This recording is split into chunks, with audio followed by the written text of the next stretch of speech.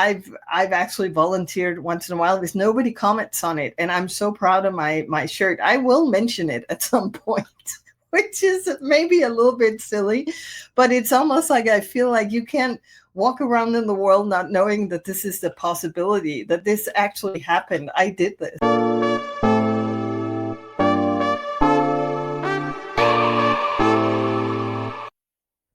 Hi, and welcome back. My name is Lisa, and you're watching LiseLight. It's a channel where I share all kinds of creative endeavors. I do a lot of knitting podcasts and other types of stuff. And if you want to subscribe, I will be so happy because there's so many other videos on its way. Today, I want to do a little bit of a different video. It's all in good fun, but it's different traits and things that I've watched myself doing as I move more and more into the knitting world. And maybe you can recognize some of these signs. So what I'm going to go through are 9 signs that are just, sort of pointing at you turning into a complete knitting nerd. And I say that with the biggest kind of love. I love nerds. I think it's so cool to nerd down into something because, and I think most of the things that I am going to share today, I am definitely guilty, if you could say that, of most of them. So this is all in good fun, but I would love to hear if you have other ones that I missed, and what your take on is on this. Did I hit it? Did you recognize all of these? So without further ado, let's just get into them. So I'm going to share, I'm going to move a little back and forth so I can also remember all the different points. The first sign that you're turning into a knitting nerd is definitely this notion that you look at garments around you and you think to yourself, I could definitely knit that. I catch myself saying that phrase if I go out. I don't shop very much. I don't buy very much new clothes anymore. I usually, knit it or I sew, and I also love thrift stores if I'm on the lookout for something. But I tend to use the same stuff in my wardrobe until it pretty much falls apart. I kind of like that way of living. But anyways, if I go out, if I look at stuff with friends or with my kids or something, I catch myself looking at a lot of garments thinking, I could knit this myself. I do the same thing with sewing a little bit, where I kind of look at stuff and think, oh man, I could definitely sew that.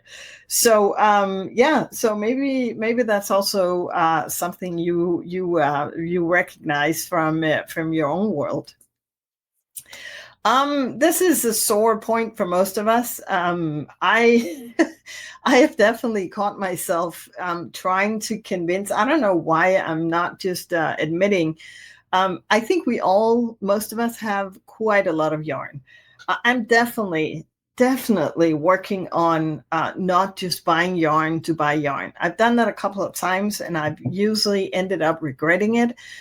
Buying yarn without a project in mind has not brought me a lot of happiness because I usually get a little annoyed that it's not quite right for what I then find out I want to knit and so forth. It's actually more fun to have a project in my mind. It's more fun to have a project in mind and then buy the yarn for it than having to go through. At the moment, I am going through my yarn stash because I do have some things are leftovers and whatnot. So that's a way to get rid of that. But I think, in my home, it's kind of visible because I don't have a lot of storage. I live in an apartment with not a lot of storage space. And so my yarn is in plastic bins, and I have 2 of those, and they're full to the brim.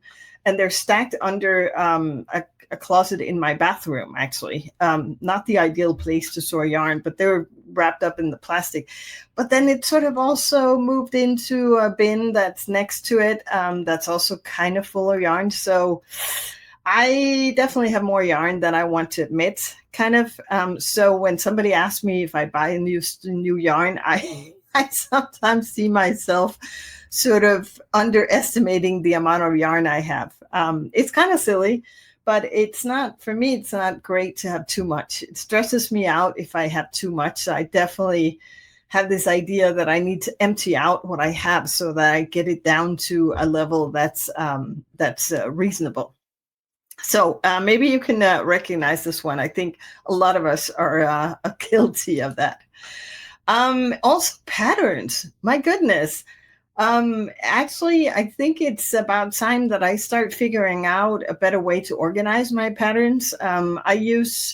I'm an independent consultant in my work life, and I use Dropbox a lot to organize all my stuff. And I do have a folder there that says knitting patterns. But my goodness, that is growing. I have a good track record of saving all patterns into there immediately. So I don't have like floating patterns all over the place, which is a good thing. But then I just found out the other day, I have a couple of printed patterns lying around. I probably have more patterns than I think I need. And it's also something I want to support the knitting designers, no doubt about that. But I have stopped or tried to stop just the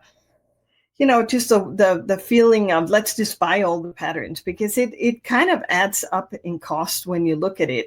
So I definitely have patterns that I haven't used and I'm probably never going to use. And I try to avoid that. But let me know if you also have a whole stack of patterns. There's nothing wrong with having all the patterns. That's not my point. It's just that, I've seen myself sometimes. I think it's a fear of missing out if there's a good sale of something and something new is released. I do have a couple of patterns I haven't used yet, but I know that they're classic shapes that I will use at some point. But again, if you get too many of them, you can't even remember you have them. So what's the point in that? So let me know if you can recognize this one. Yeah, this is another thing I've caught myself doing when I'm out and about. I had a friend visiting this summer. We went out shopping a little bit and looked at stuff. And I mean, I see myself just also when I see other people wearing something, I'm all into the details of the construction suddenly. I never really paid that much attention, but store-bought, like really nice quality sweaters and different things, I'm like all over the place, turning it inside out and just being all over the place about the construction, immediately thinking, how could I redo this in what pattern could I make fit for this, or how could I make this happen? How could I do this? I never did that before I started knitting.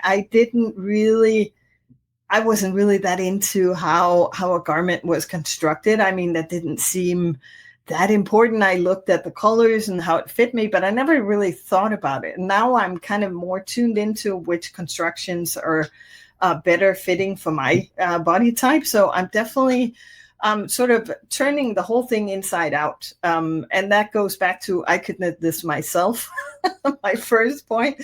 A lot of times unless it's a very, very, very fine gauge, the type of sweaters where you think to yourself, my goodness, if I were to knit this, I would need a 1 millimeter needle or something like that. That's just probably not in the cards for me one of these days to throw myself into a project like that. But most of the time I look at the stuff and think, I could definitely do that. So let me know if you also turn stuff around and start nerding into construction, because I think that's definitely a sign that you as well is turning into a knitting nerd. So let me know about that one. Oh yes, this one. You're beaming when somebody asks you if you bought the garment that you knitted, and then get all surprised when you tell them I knit it myself. I don't know. It's just something. It's the same thing with sewing.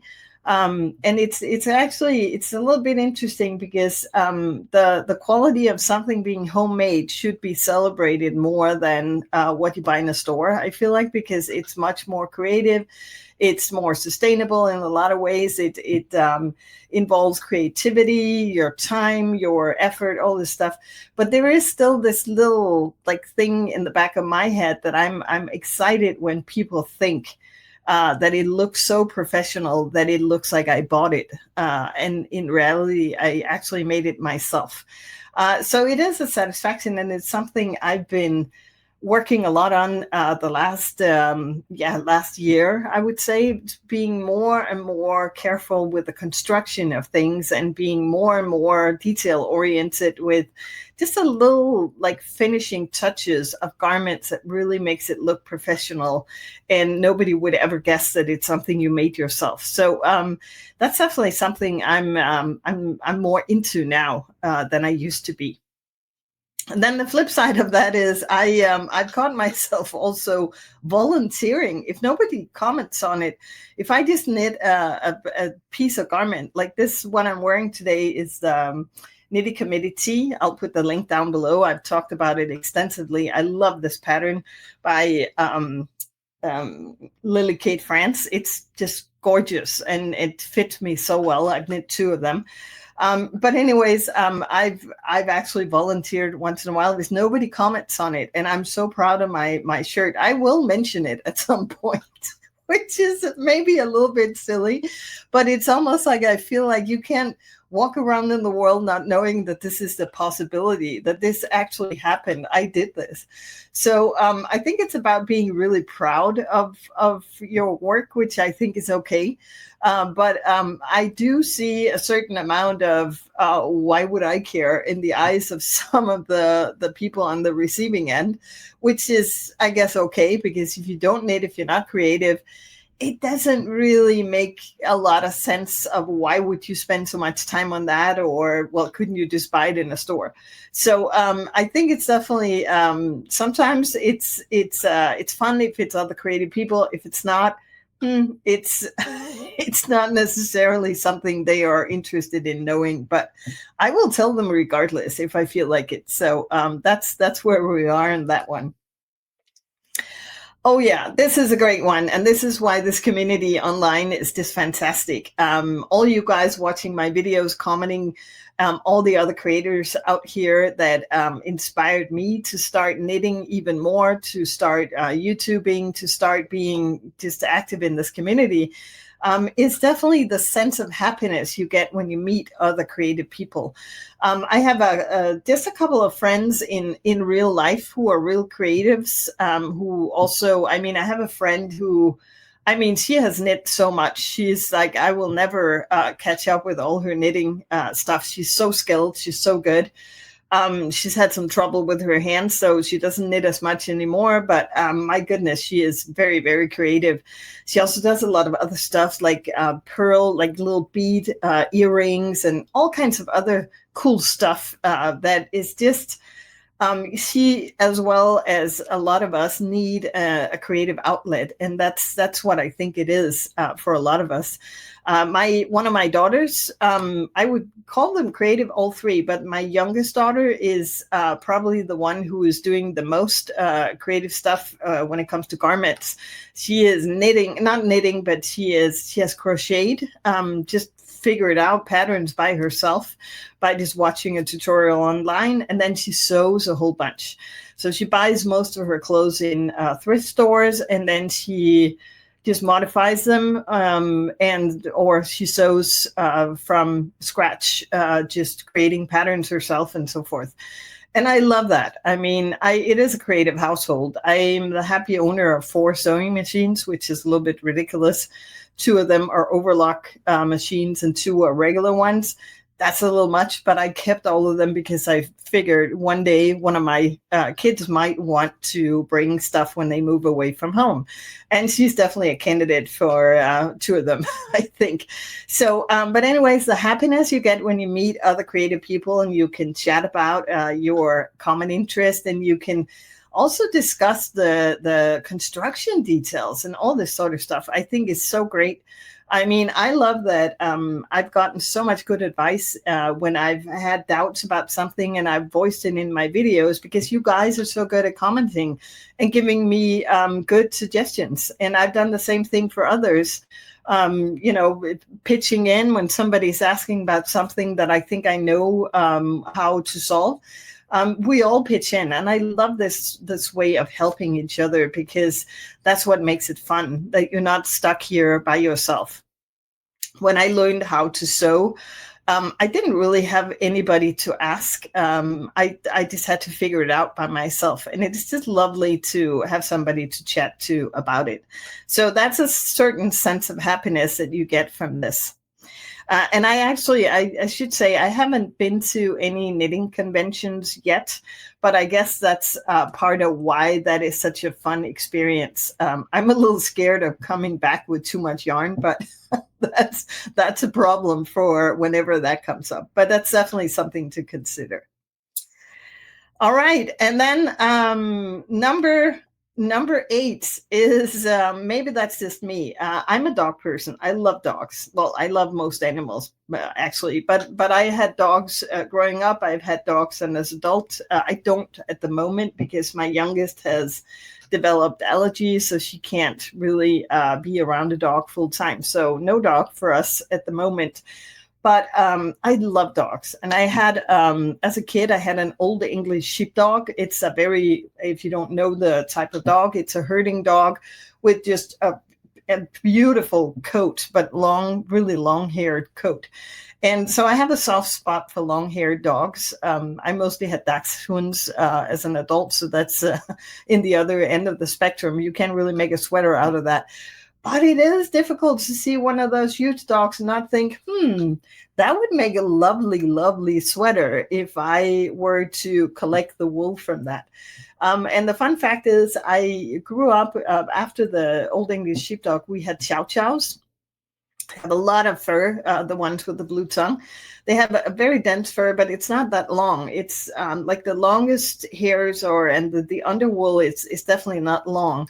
But I had a very skilled person in my family who spun yarn from mostly sheep. But she actually managed to, and I'm so upset that I didn't keep it, but I had a black chow chow and a red chow chow is what they were called. And she actually managed to mix the wool from the dogs with sheep, so that it could be spun into wool. And I think back then, I think I knit a pair of mittens in stripes with the 2 dog furs, which is just such a wonderful idea. The sad part was that it was not very durable. It broke, so I got holes in them from using them. And I don't have them anymore. And I know it's a little silly, but I kind of wish that I kept them because it was so special that it was from 2 of my dogs. And then I did stripes with them. The thing about dog fur, though, I don't know if any of you have experimented with it spinning. It's not that easy. For most dog fur is too short, is what she told me. And also, I once, when I was a kid, I went to an exhibit with my mom there was a lot of artists who did all kinds of crafts. So it's sort of a marketplace type thing. And somebody there had knit a beautiful whole sweater from Newfoundland wool, maybe also mixed with other wool. I don't know. And it was fluffy. It looked like mohair sweater. It was so beautiful. And I wanted to try it on. I've never taken a sweater off that fast before or after that event because it was so scratchy. And I'm not that sensitive, but it was so prickly that I was like, I mean, you would have had to have several layers under it to be able to wear it in my mind.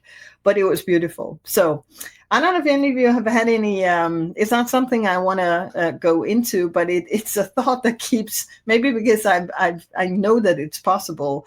I had it in my hand. So I have this thought when I see a very fluffy dog. I can't help thinking, ooh, that could be, that could be interesting. Maybe that's just me. Let me know if I'm crazy or not.